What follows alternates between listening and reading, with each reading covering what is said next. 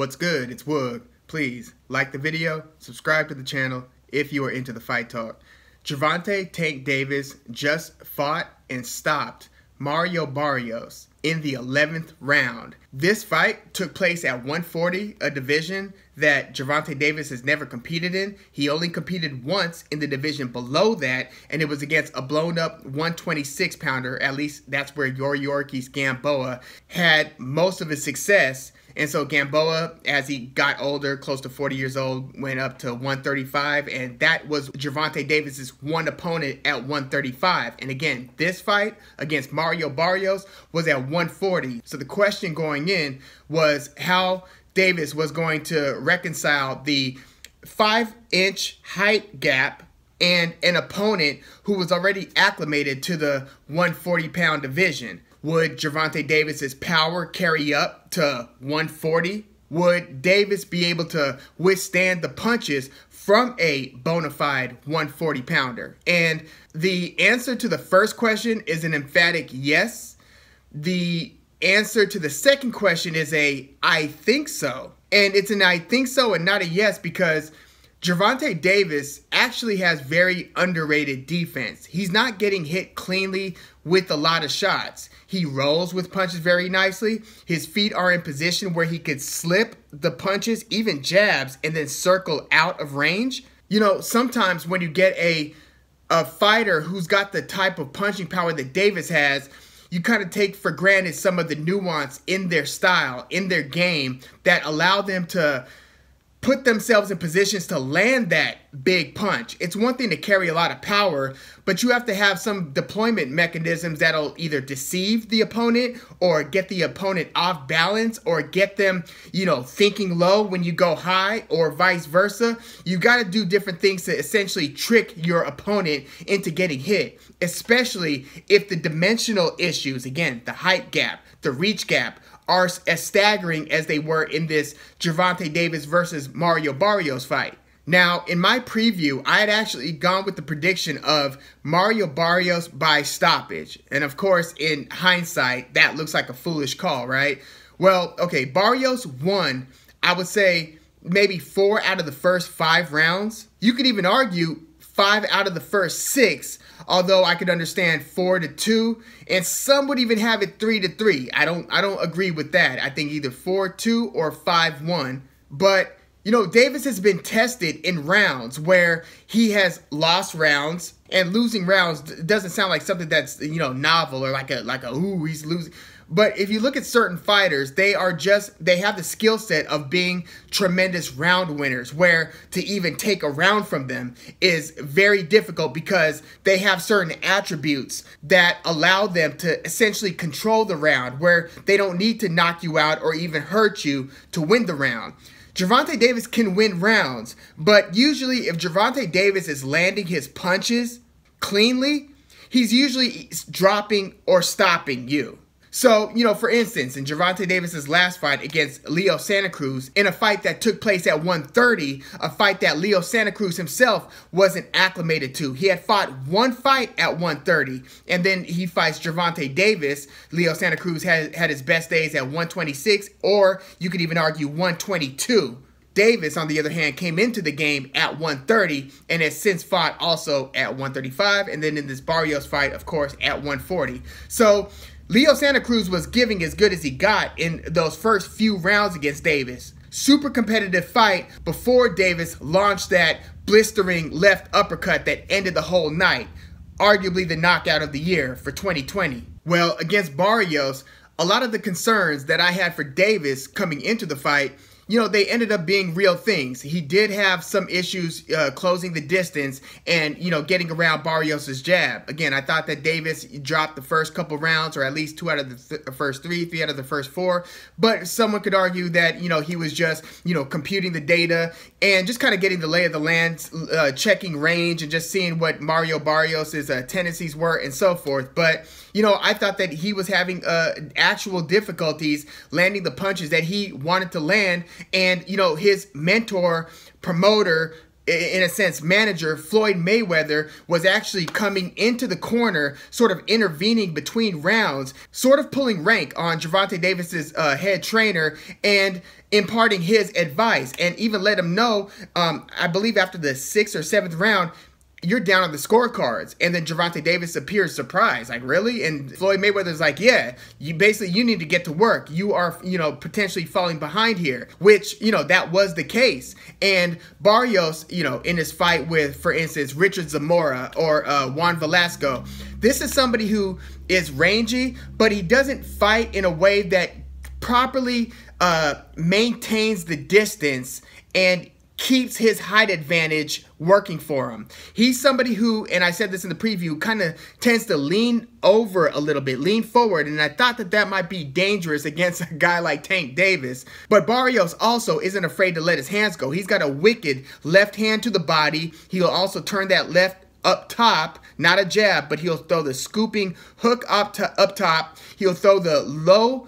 shot to the body, but it's almost a near uppercut because of the height gap. He's leaning over into the punch, so it's not a hook to the body. It's like the makings of an uppercut, but it just finds that little soft part to the side of the body very nicely. He also has a pretty nice right hand, which he did catch Davis with a couple times. Davis really didn't see it coming. He would kind of flash and keep the left hand in Davis's face a little bit and then throw the right, and it worked a couple times. But again, Davis, very good defensive fighter, was able to sort of absorb most of those with rolling with it or slipping it. Davis, a southpaw, was looking for the opportunities to launch either his long left hook, and I say long left hook even though he's a short fighter, shorter than 5'6", is because the way that he throws it actually covers a lot of ground, and he puts his feet into position to throw kind of a looping left hand. Or he could throw the left uppercut, obviously, or just a nice straight left. He's got an assortment of devastating punches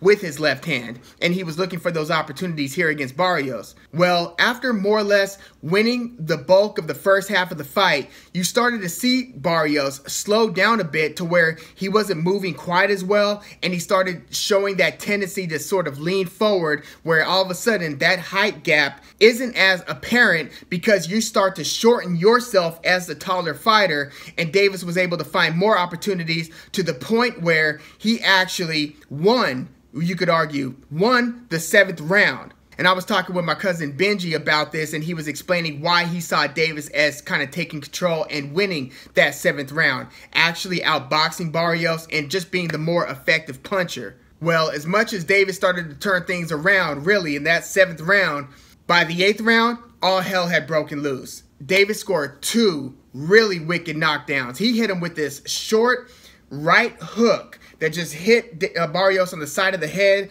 badly hurt him, ruined his balance and his ability to be mobile. 2 very dramatic knockdowns for Davis, and then Barrios recovered a bit to where I thought that he won the following round. So at this point, you've got a very dramatic scene because we don't know how the judges might be scoring the first 6 rounds, right? This could be a huge lead for Barrios, or it could be a very even-ish fight. But what we do know is Davis needs to continue to get to work if he wants to pull this victory off. And this fight was for a lesser title at 140. So he being Davis, is trying to be a 3-time champ, even if only one of those 3 divisional titles are actually a legitimate title. He's won actual titles at 130 more than once. He's a multiple-time champion at 130. He's lost his title on the scales, but he reclaimed it, and then he reclaimed it again against Leo Santa Cruz.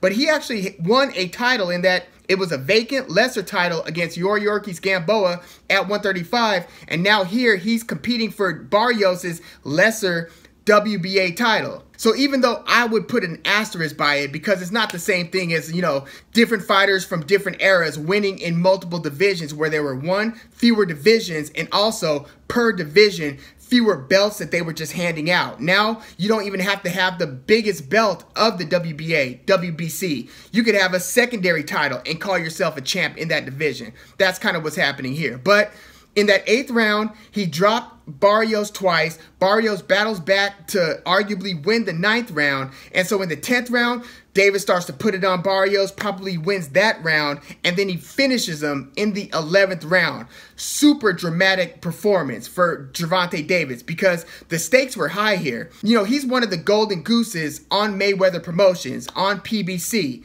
and they had to creatively matchmake for him because in the divisions that Davis thrives in, 130 and 135, it's slim pickings for PBC. Yes, they do have Chris Colbert, who's going to be fighting this coming weekend against King Tug Nyambiar, but he's a prospect. You don't want to rush him in against Tank Davis. And so what? You've got the other major guys at 130, Oscar Valdez, Shakur Stevenson, Jamel Herring. They are on other platforms. At 135, you got Teofimo Lopez, Vasily Lomachenko, Ryan Garcia, Devin Haney. They are all on other platforms. So it's like, if you're Davis, who the hell do you fight? And that's why they creatively match made at 140, where it is a dare to be great, tough task to fight these bigger guys at higher weight classes, in this case Mario Barrios. And this move could have very well backfired on Davis. And yeah, that was the prediction I made. I thought that in this case it would backfire, but no.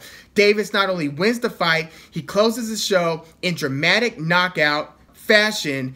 You know, in a similar situation against Leo Santa Cruz, where you don't know how this fight is being scored because the rounds are so competitive, and then Davis closes the show, removes all doubt. That's what he did against Barrios. And Barrios, by the way, had fought on multiple Tank Davis undercards, so they were very familiar with each other and each other's track record. So now the question is, what do you do with Davis now? You've got a budding, if not already made star. He's now fought and headlined a pay-per-view twice. Floyd Mayweather, Davis's promoter, reportedly said that the team will take care of that. And I'm quoting here, by the way, "Our thing is we work smarter, not harder. We keep everything in-house." Another quote here, "We are not going to go nowhere and make another company great. So we got plenty of fighters at 140, 135, and 130. To which I say, you know, that's a very unfortunate quote. When you look at the landscape at 130 or 135, or hell, even 140, because, like, let's keep it real, Barrios might have held that lesser title, but Josh Taylor holds all 4 of the actual titles at 140. So if you're Mayweather and you plan to keep Gervonta Davis from fighting Teofimo Lopez, Vasily Lomachenko at 130, Oscar Valdez at 140, I don't know, Josh Taylor, Regis Prograis, you name it, you are really hamstringing the greatness and the overall legacy, which, you know, some people don't care about legacy and think that that is overrated, basically what other people think about you when you're gone. You know, I'm not saying that this move that Floyd says that he's going to make for Gervonta Davis is going to hurt Davis's pockets. He can make great money fighting in-house, and he can make great money fighting out of the house. But for fight fans, unquestionably, this is bad news. And no, they don't have a deep roster at 130, 135. You could go to the PBC website right now and see who they have at 130 and 135 and tell me what the outlook or the path forward is for Gervonta Davis in a way that could truly realize his potential and greatness. I'm not disputing that he is a star right now, and I'm going to make another video about this in particular, this 130, 135, 140 type of matchmaking, and Gervonta Davis in particular, because he is arguably the biggest name at 135. Teofimo Lopez might be arguably the undisputed champ at 135, but his name in itself doesn't amount to Gervonta Davis's. Davis, again, has now headlined 2 pay-per-views. But when you then take that leverage and you say, we are going to keep everybody else out of the tent, and we are going to keep it all here. I get the move from a business standpoint, from an economic standpoint. I get that. But from a competitive standpoint, from a sporting standpoint, this is one of the things that makes boxing so difficult for would-be fans, potential fans, to be attracted to. You've got to have the best fighting the best in any of these divisions. So the fact that they're actually claiming and stating that they are going to basically do with Tank Davis what they've been doing with Errol Spence and keeping, you know, Crawford out, is similar, but at least they have a true stable of 147 elite fighters in PBC, whereas it's not the case at 130, 135. I hope that Floyd was just saying that to leverage and posture for future negotiations, because some of these cross-promotional fights just have to happen. But yeah, that's another conversation which we're going to get into. But outstanding, performance here, and especially in closing the show for Gervonta Davis. Again, he is kind of developing a pattern of being tested in a lot of these rounds before he scores the knockout. So it's going to be interesting to see if he does get matched up with another elite 135 or 140 guy. And I'm saying that because I'm assuming that his days at 130 might be done. We'll see. But he was having trouble making 130 to begin with. So the fact that he's now fought at 140 to then bring it back down to 130 as he's getting older, he's still in his 20s, not even in his late 20s yet. So he's got a lot of time. It just becomes more difficult to do as you get older. So I wouldn't be surprised if we don't see Davis fighting at 130 again. But he's not the greatest of round winners, which makes the idea of him versus Devin Haney or him versus Vasily Lomachenko so interesting. He unquestionably has the power to knock to knock anybody out. He's got the power to do it, and he's got enough craft to be able to get his shots off eventually, if not early. But I think that that's gonna eventually come back to haunt him. You know, the fact that he is losing some of these rounds and arguably falling behind on some of these scorecards. But yeah, let me know what you thought about Gervonta Davis versus Mario Barrios, and what you think about Gervonta Davis's path forward. Who would you like to see him fight next?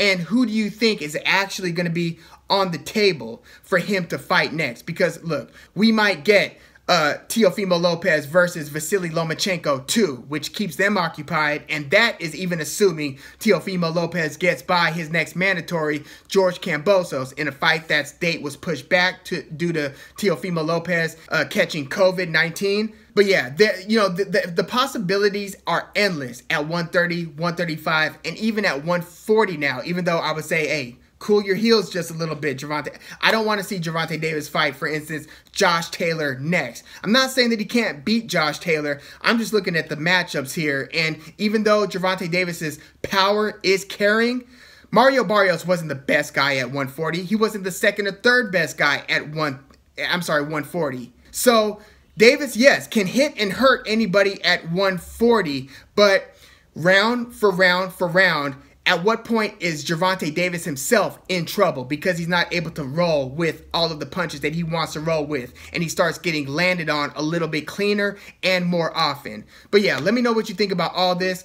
Sensational stoppage for Gervonta Davis. That might be up there with one of the fights of the year. We'll see how this 2021 plays out. But please leave your comments in the comments, like the video, subscribe to the channel if you are into the fight talk. I'm Woog. Thanks for tuning in.